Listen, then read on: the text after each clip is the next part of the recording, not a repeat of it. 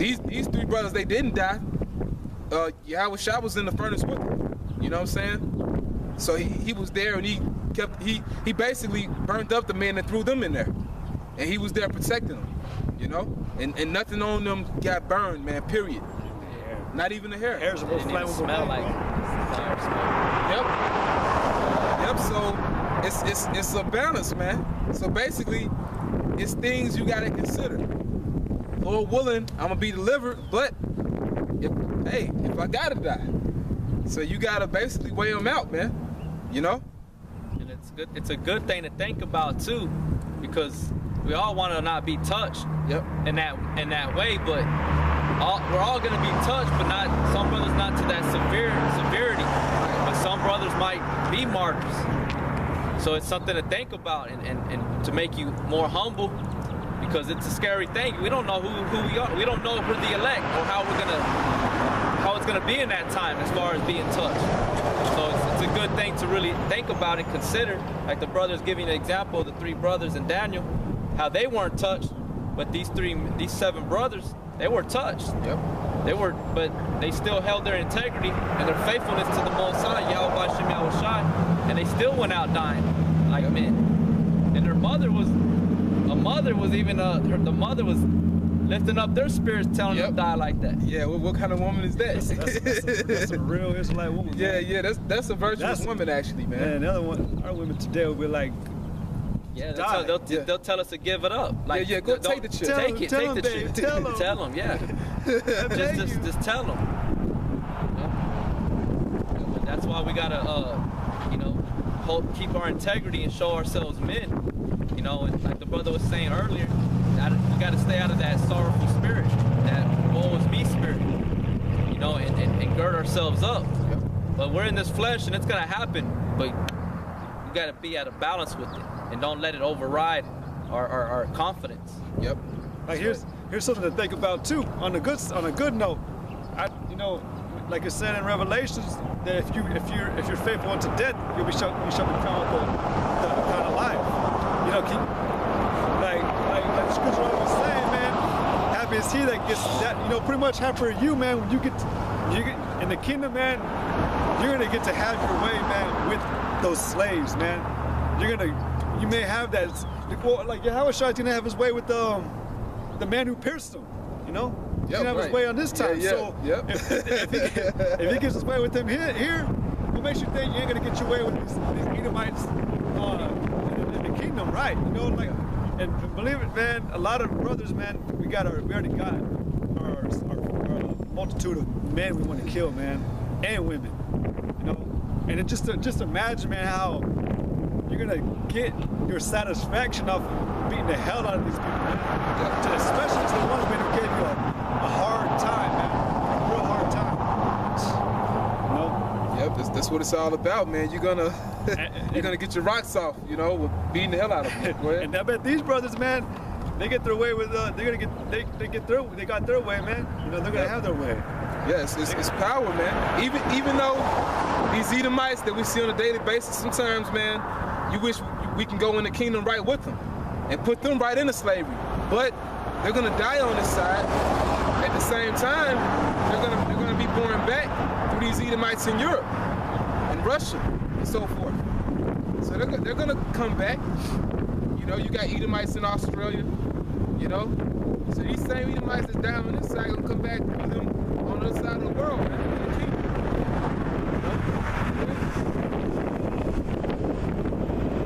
Second Maccabees chapter 7, verse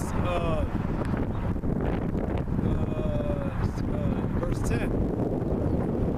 After him was the third man of mocking stock, and when he was required, he put out his tongue, and that right soon holding forth his hands manfully, and said courageously, these I have from heaven, for his laws I despise them, and from him I hope to receive them again.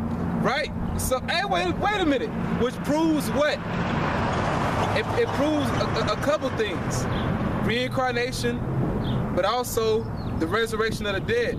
The difference between the two is the resurrection of the dead. For example, if you died in this truth, you died for this truth, but you come back, you're gonna be resurrected in that new body. That's the resurrection of the dead. All right. We're gonna have that new perfect superhuman body, man. You know, and that's what us brothers in the truth hope to receive, man, to be delivered from the bondage of corruption. These bodies, but he said, these hands, these had I from heaven, and for his laws I despised them. So you got to think like that, like, man, hey, for the Most High, fuck this body, man. You know, fuck this body. And then, you know, it's a big thing, cause shit, hey, everything we see around us was really made out of nothing. You want to be technical about it? Not even technical. It was just made out of nothing. You said the Almighty power formed the world of matter, man. When it was without form, you know. So everything around us, man, is composed of matter, man. That was in outer space, but the Lord brought the elements together, man. So these bodies, they're from the earth. They're dirt, man. It's nothing. So it's nothing for us to die. You gotta have that faith, like, hey, I go out, the Lord gonna bring me back. And it's a scripture. I think it's in Psalm 116, if I'm not mistaken, but it says, precious in the sight of the Lord is the death of his saints, man. So it's precious. Like, if you die for this truth, man, hey, man, the Lord loves you, man. If you die for Yahweh Shem Yahushua, the Lord loves you, man. And that's a love that you can't put anything on, man. The kind of love that the Lord will have for you, man. That He'll have that care for you. Out of all the different things of His creation. Because He don't care about Esau. He don't care about the other nations. He don't care about 2/3 of Israel right now. He gonna care about them in the kingdom. At the same time, the Lord cares about the elect more, man. That's who He has respect for. Yep. Israel the Most High. This is Matthew 10:28. It says, "And I fear not them which kill the body, but are not able to kill the soul." It says, "Fear not them which are able to kill the body." That them is Esau, man. Esau and other nations. But Esau's the one doing it, so we're going to stick on him. Don't fear the white man, the so-called white man. Go ahead. "And fear not them which kill the body, and are not able to kill the soul." Right, are not able to kill the soul. Which basically, your soul is you. When you really go into that, you know, the brother Shabala went into it. You know, basically, because, I mean, you could say the spirit at the same time. Hey, the Most High, if you wanted to, hey, He could destroy your spirit. But the Most High, He's not gonna do that. The Most High is merciful. But really, when it says your soul, it really just means you. That the essence of yourself, your character, who you are. The so-called white man can't kill that, because if he take you out, you're just gonna come back. You're gonna come back in the reincarnation. Go ahead. But rather fear Him which is able to destroy both soul, body, and hell. Right, and that's the Most High. The Most High is able to destroy both your soul, everything that you represent. Like I said, yourself, you as a person. He's able to destroy that in the grave, man. You know, because when you go back, you're just the spirit of Israel, one of the spirits of the nation of Israel. But at the same time, though, when you look at that word hell right there, it's Gehenna. And basically, for the 2/3 of our people, y'all gonna be destroyed in Gehenna, man. And Gehenna is fire. You're gonna be destroyed in that nuclear holocaust, man. And the Lord can make that pain feel like forever, man. You know? And then you got that one saying, scarred for life, you know? The Lord He can make a second seem like eternity, man. He can make so much hell seem like forever that you're not even gonna get out of it, man. And after so long a time, it'll be over.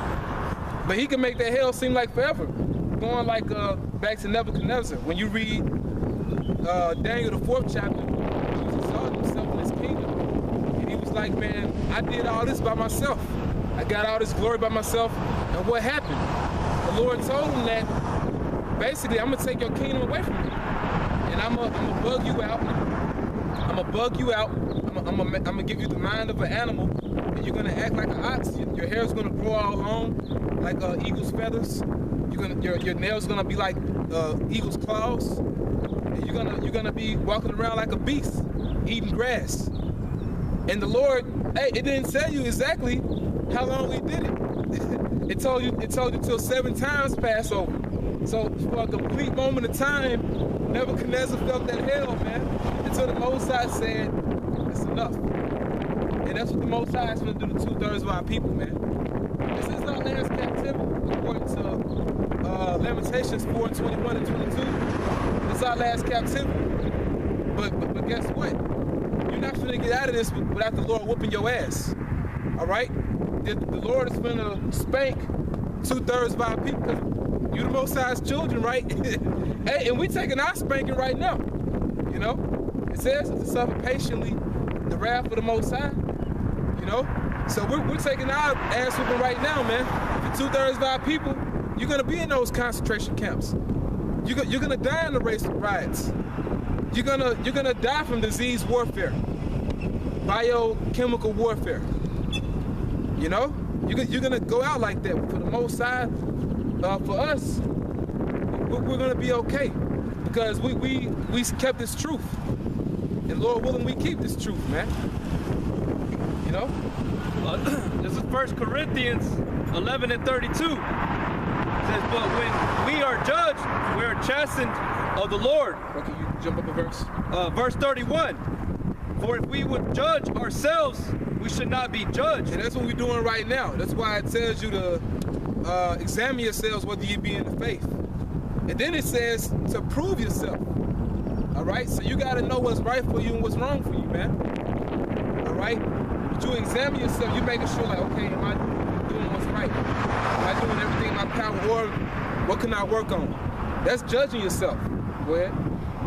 But when we are judged, we are chastened of the Lord, that we should not be condemned with the world. And when we are judged, which is what's coming, Salakia. Actually, we're being judged right now. Salakia, my bad. We're being judged right now, so we should not be condemned with the world. And that's the reason why brothers going through hell, all right? That's the reason why brothers losing jobs, or you lost your woman, or whatever it is, man. You're getting attacked by demons in your mind, whether it's late at night, early in the morning, you know?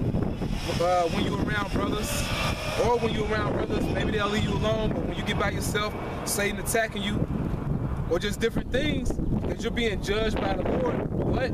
So you cannot be condemned with the world when this thing happens. When all hell breaks loose in this society. When the Lord puts His hand on America, man. When He unleashes, Spanks America. when He spanks America.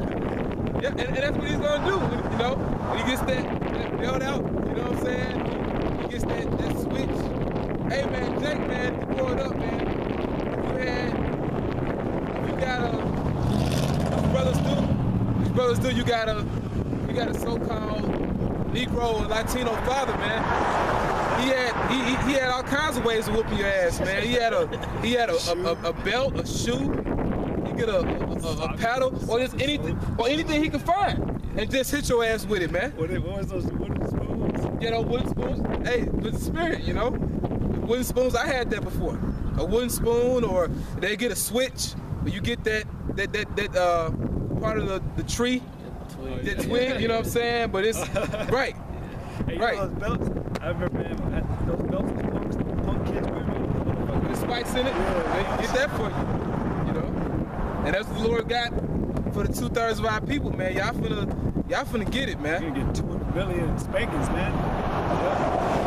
And you gonna feel every last bit of it. Hey, man, and true men that's in this truth. Even though the scriptures tell you the Lord have not given us a spirit of fear, but of power and of love and a sound mind, and he did, and He does. But hey, it's okay to be a little scared of what's coming, man. And if you don't think that you are, hey, yeah, it's just even more. I mean, basically, you're preparing your mind for it. You gotta just know, hey, we're finna see some stuff we never seen before, man. We never seen before. And just like, I'm bringing a movie out again, like in that movie, Eyes Wide Shut, you're seeing all this wickedness that's been done behind your back the whole time, but finally it's in your face and you see it. It amazes you, man. It kind of, you can see Tom Cruise, he was really blown away. That's really why it was one of them things where he couldn't leave.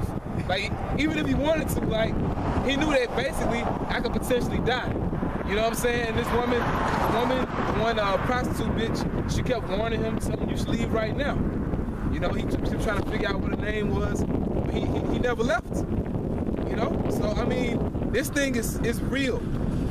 We're in the Most High's movie right now, man. You know? Basically, like the brother Sahab and I Camp brings out, man, this life is like the Most High sim game, man. If you ever, like, looked at that game or played that game, you got your controller or whatever, but you choose your character and you playing with them in the house or outside, you're moving them around. That's what the Most High does with people. You don't control your own destiny, man. The Most High moves us around, man. You know? That's why he says that everything in this earth is his, man.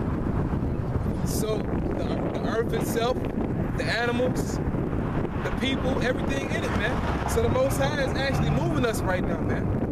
The reason why we're out here doing this work and preaching this word, because the Most High put the Spirit on us to do it, man. Them guys that fell out the truth, the Most High took that Spirit off of them, man. You know? And I can testify of this because it's something that I overcame, man. But basically that time when, hey, it was looking like that I wasn't finna come out of that shit that I was in, the Most High actually took the Spirit from me, man. And I remember that. And I felt it. And I felt like I couldn't get back in. I felt that door up. And it was hard as hell, man. So if you're not meant to be in this thing, the Most High not finna have you in this thing, man. He'll just straight take you out of it. You know? So that's why we doing this work. That's why the 2/3 nigga is the 2/3 nigga.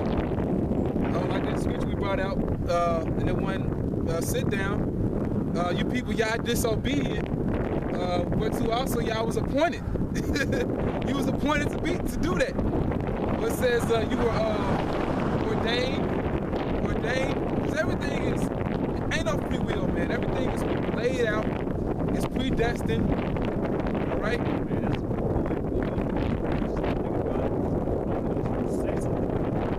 This thing is about free will, man. Why is it all these men that fall out? Why is it don't fall out? You can't wake up one day, man. Like say you lost it, like you fell out for a year, man, and you lost a day. Why is it you just wake up one day and call it a day? But most of the men, and be terribly afraid, man.